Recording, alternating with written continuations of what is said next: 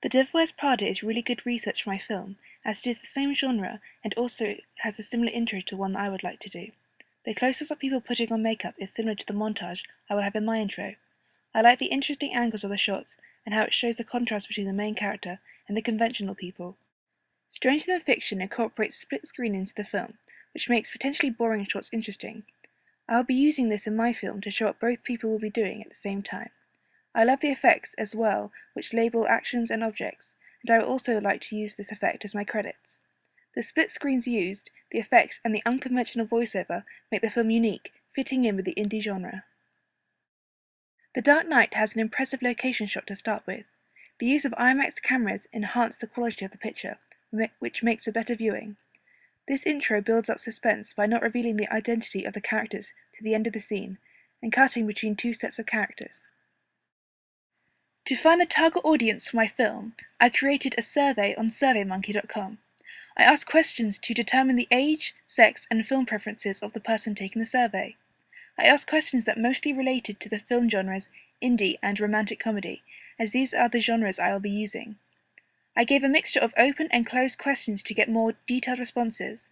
After getting the results from my survey, I will analyze the results to work out my target audience.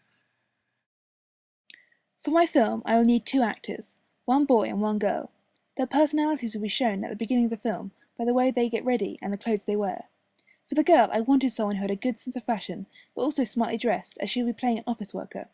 She also had to be relatable and be able to pull off being a leading part. I chose Georgie as she has acting experience and looks like a classic leading lady. She'll be wearing classic pajamas at the beginning of the film, then change into a smart grey suit. She will also apply makeup during the film. For the boy, I wanted someone who would be in contrast to the girl, quite scruffy and not the traditional leading man, to fit in with my indie genre. I chose Sam as he had acting experience and would be able to pull off the part well.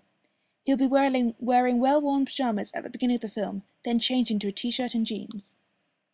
For the location, I wanted a place where the boy and the girl could meet and make sense of the plot. A hotel was the best place to fit the scenario. To be able to use one, I sent emails to several hotels throughout the island and got several responses back, but the ones I chose were for the Mayfair Hotel and the Hotel de France. The Mayfair Hotel is having refurbishments in their hotel during the month of November, so have allowed me to use their hotel and will set up a suite for me to shoot in. The Hotel de France have a suite for me to use as well for minimal cost. I will use the Mayfair Hotel suite for the boy as it is less expensive and will show the contrast between the girl in the Hotel de France suite, which is much more lavish. The opening shot will be of the boy and the girl, both in separate rooms, in bed. The camera will pan up to their faces, and both shots will be on screen by a split screen. The next shot will be a medium shot by the bed, and they will get up and turn to the side. In the bathroom there will be a panning shot that will go over their shoulders and to the mirror. There will then be a close-up shot of them brushing their teeth. There will be a shot of the shower turning on, then a possible shot of the shower curtain, then the shower will turn off. There will be a close-up of the boy towel drying his hair, and the girl drying it with a hairdryer. The next shot will be a shot of the boy shaving and the girl applying makeup. The girl will then fix her hair, then tie it back from a view of her portrait. The boy will just run his fingers through his hair. The girl will then put her skirt and shirt on, and the boy will be tying his shoes.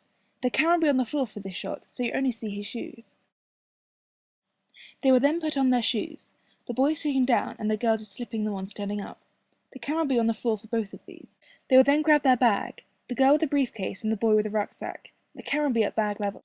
They will then put on their jackets. The girl will have a shot of her left side pulling on the sleeve, and the boy with a view of his midriff pulling on his jumper.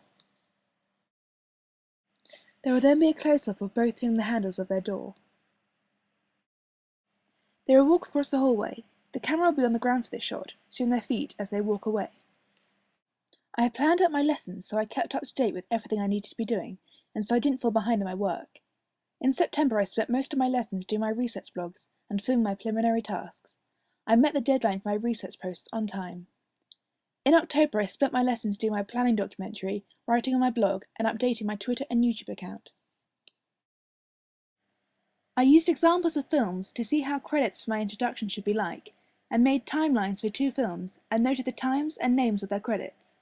The first film I used was Edward Scissorhands. This was a good example, as it didn't have a very action-packed beginning, so you concentrated more on the credits. It also used a very traditional way of showing its credits, the font that matched the theme of the film.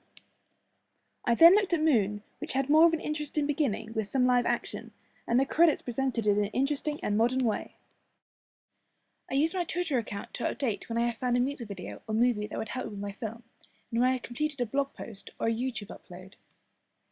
I have created a YouTube account to upload my mundane and preliminary task.